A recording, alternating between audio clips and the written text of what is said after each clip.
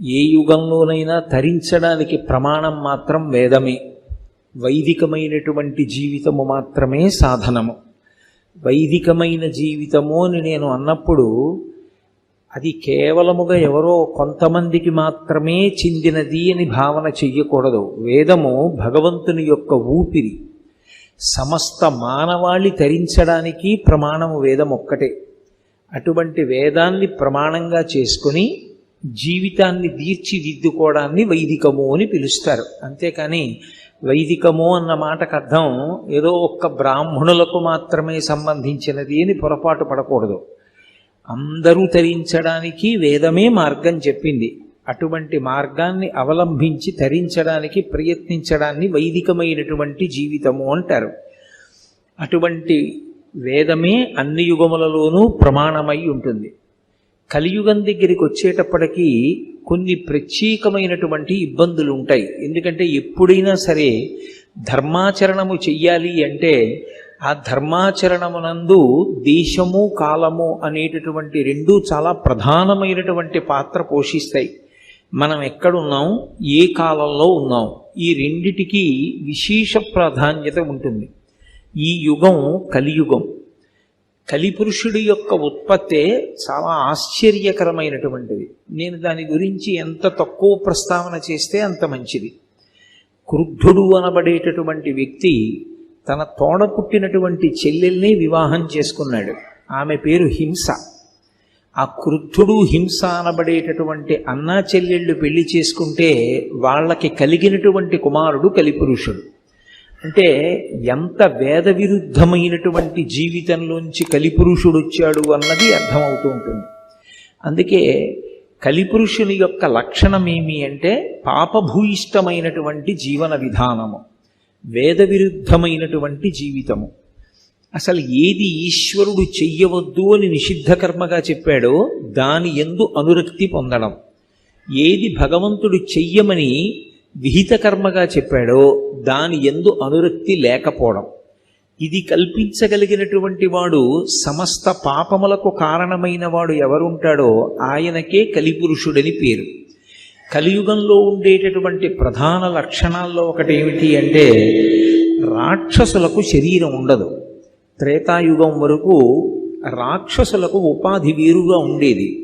అందుకని చూడగానే ఉపాధిని బట్టి ఇది కుక్క, ఇది పంది, ఇది పిల్లి, ఇది నల్లి అని గుర్తించినట్టే వీడు రాక్షసుడు అని గుర్తించేవారు. కలియుగంలో రాక్షసులకు ఉపాధి లేదు.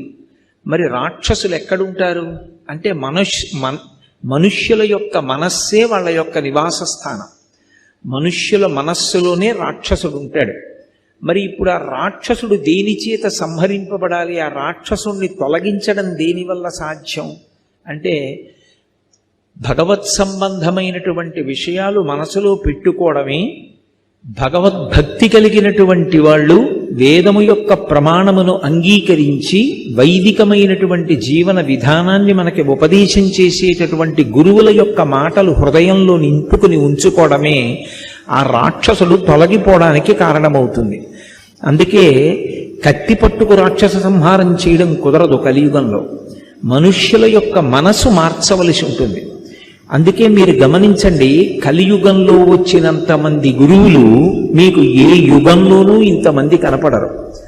రామకృష్ణ పరమహంస, స్వామి వివేకానందుడు, అలాగే భగవాన్ రమణులు, కామకోటి పీఠాన్ని అధివసించినటువంటి మహాపురుషులు చంద్రశేఖరేంద్ర సరస్వతి మహాస్వామి, శృంగగిరి పీఠాన్ని అధివసించినటువంటి విద్యారణ్యులు చంద్రశేఖర భారతీ మహాస్వామి, అభినవ విద్యాతీర్థ మహాస్వామి, ఉగ్రనరసింహ భారతీ మహాస్వామి, అలాగే ఎందరో పెద్దలు ఈ లోకంలో అవతార స్వీకారం చేశారు.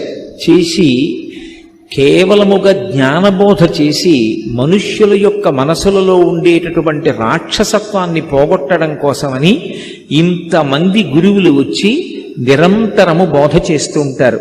ఇందులో అసలు ఎప్పుడో ఎక్కడో ఒక వటవృక్షం కింద కూర్చుని తాను చిన్ముద్ర పడితే సనక సనందనాది మహర్షులకు తప్ప ఆ మౌన వ్యాఖ్య ఇతరులకు అర్థం కాదని శంభోర్మూర్తిశ్చరతి భువనే శంకరాచార్య రూప త్యక్వా మౌనం వటవిటపినో మూలతో నిష్పతంతి ఆ వటవృక్షం కింద కూర్చుని తాను చిన్ముద్ర పడితే కొంతమందికి మాత్రమే అర్థమవుతుందని తాను ఈ దేశమంతటా సంచారం చేసి వేదము యొక్క ధర్మాన్ని లోకానికంతటికీ ప్రచారం చేయడం కోసమని తాను సన్యాసాశ్రమ స్వీకారం చేస్తే ఒక చోట ఉండవలసిన అవసరం లేకుండా పాదచారి అయి భారతదేశమంతటా పర్యటించడానికి అవకాశం ఆశ్రమధర్మంగా దొరుకుతుందని తాను చిన్నతనంలో సన్యసించి భారతదేశమంతటా పాదచారి అయి పర్యటించి వేదము యొక్క ప్రమాణాన్ని, వేదాంతర్గతమైనటువంటి అద్వైత సిద్ధాంతాన్ని,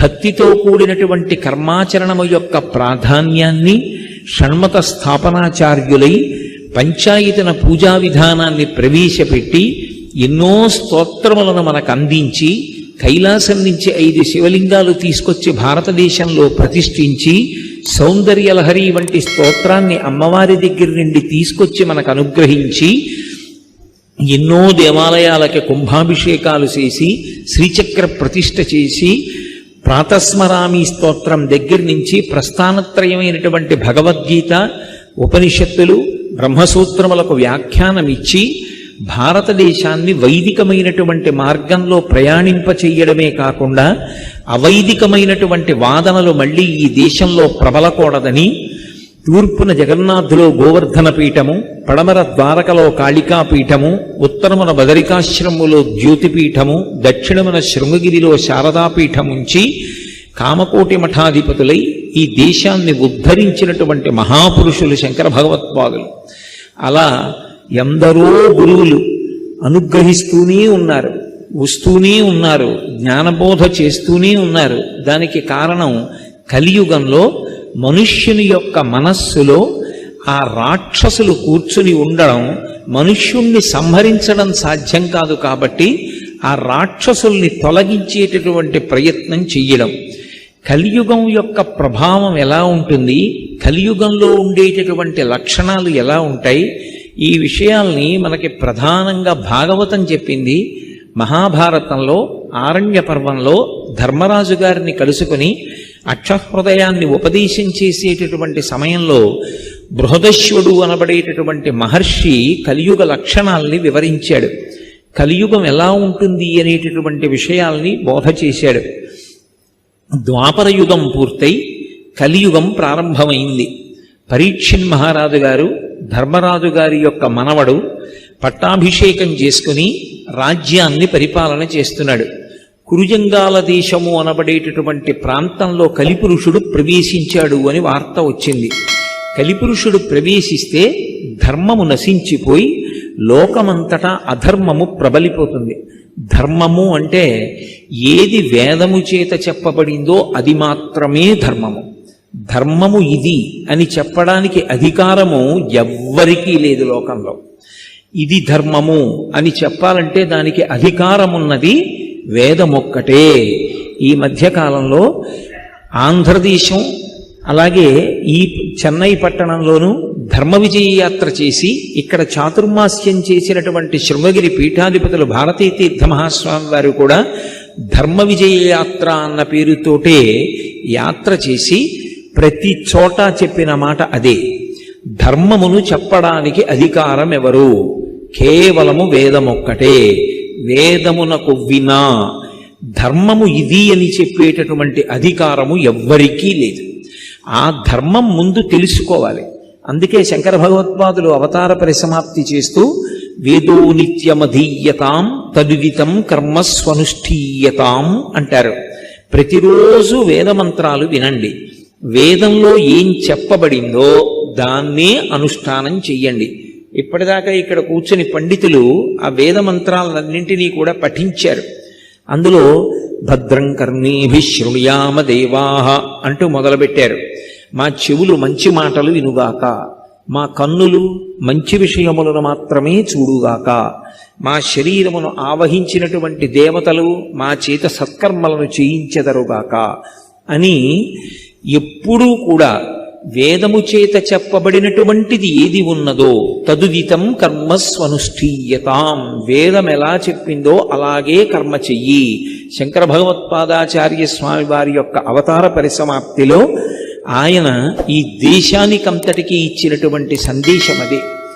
అటువంటి ధర్మము తెలుసుకోవడం ఒకెత్తు, అనుష్ఠాన పర్యంతంలోకి తెచ్చుకోవడం ఒకెత్తు. ధ్రియతేవా జనైరితి ధర్మం అంటుంది అమరకోశం. ఎవడు ధర్మాన్ని పట్టుకున్నాడో వాణ్ణి ధర్మం రక్షిస్తుంది. ధర్మో రక్షతి రక్షితః అంటే ధర్మాన్ని రక్షించడం అంటే ధర్మాన్ని అనుష్ఠానం చెయ్యడం, ధర్మాన్ని పాటించడం. అలా ఎవరు ధర్మాన్ని పాటిస్తారో వాళ్ళని ధర్మము రక్షిస్తుంది. కాబట్టి ఇప్పుడు ఆ ధర్మము లుప్తమైపోతుంది. కలిపురుషుడు ప్రవేశిస్తే తన పరిపాలనలో ధర్మము లుప్తము కావడానికి వీల్లేదు. శ్రీకృష్ణ పరమాత్మ యొక్క సహాయంతో నా తాతలైనటువంటి ధర్మరాజాదులు, పాండవులు 5 ఎంతో ధర్మాన్ని ఈ లోకంలో స్థాపించారు, నిర్వహించారు. నేను పరిపాలన చేస్తూ ఉండగా ధర్మము లుప్తము కాకూడదని పరీక్షిత్ మహారాజు గారు కురుజంగాల దేశంలో కలిపురుషుడు ప్రవేశించాడని తెలిసి ఈ భూమి మీద ఆయన ఊంచుకోకూడదని గబగబా వెళ్ళాడు. వెళ్ళేటప్పటికి కలిపురుషుడు ఇంకా అక్కడికి ప్రవేశించలేదు. పుట్టినటువంటి దూడ దక్కక లేదా దూడ పక్కన లేక దూడ కోసం ఆక్రోశిస్తున్నటువంటి ఆవు ఎలా ఉంటుందో అలా ఆక్రోశిస్తూ కన్నుల వెంట నీరు కారుస్తూ బక్క చిక్కిపోయి పరివేదనతో కూడినటువంటి హృదయంతో ఈ భూమాత గోరూపాన్ని ధరించి కనపడింది. భూమి నేను ఇది మొయ్యలేను అన్న మాట ఎప్పుడు అనదు, భూమికి బరువన్న మాట ఉండదు. కానీ భూమి ఒక్కొక్కప్పుడు శ్రీ మహావిష్ణువుని ఉద్దేశించి ప్రార్థన చేస్తుంది, నాకు బరువు ఎక్కువైపోయింది, నేను భరించలేనంటుంది. ఏది భరించలేదు భూమి అంటే? భూమి భరించలేనిది ఏది అంటే పాపభూయిష్టమైనటువంటి జీవన విధానాన్ని భరించదు.